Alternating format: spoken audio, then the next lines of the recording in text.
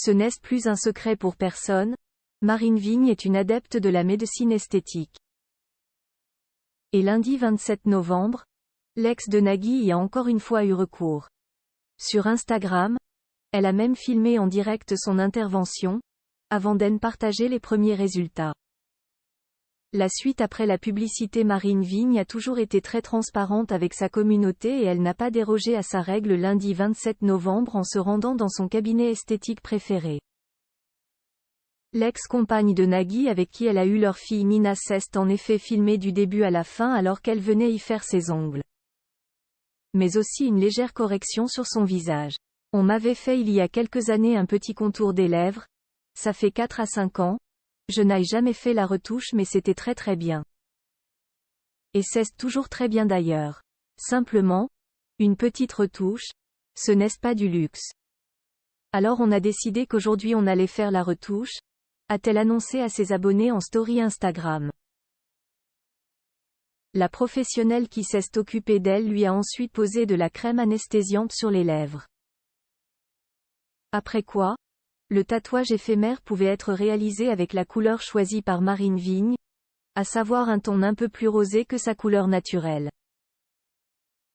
Après l'intervention, l'animatrice du magazine Météo à la carte sur France 3 a dévoilé, satisfaite, le résultat. Ses lèvres avaient alors effectivement tout l'air d'être maquillées et encore un peu gonflées. Pour les plus intéressés, Marine Vigne a bien pris soin de leur partager par ailleurs les indications post-opératoires à respecter. On ne mouille pas les lèvres, on ne frotte pas, pas de soleil, pas de piscine, pas de sauna, pas de hammam, pas d'EUV, on évite le contact avec l'eau chaude, et on met un petit peu de crème homéoplasmine matin et soir, mais il ne faut jamais en mettre une couche épaisse sinon le maquillage permanent ne tient pas, a-t-il été préconisé. De légères contraintes à suivre pendant 10 jours. Lifting, injection. Marine Vigne essaye tout. Marine Vigne est depuis plusieurs années une grande adepte des soins en tout genre pour gommer ses complexes.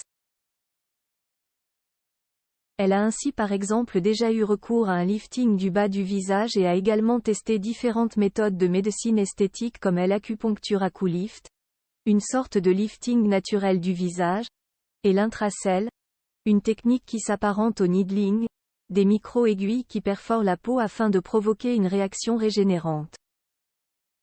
Elle est également fan des massages au visage, qu'elle s'offre une fois tous les 3 mois, et des injections de biorevitalisation. Tout un programme. La suite après la publicité. La suite après la publicité.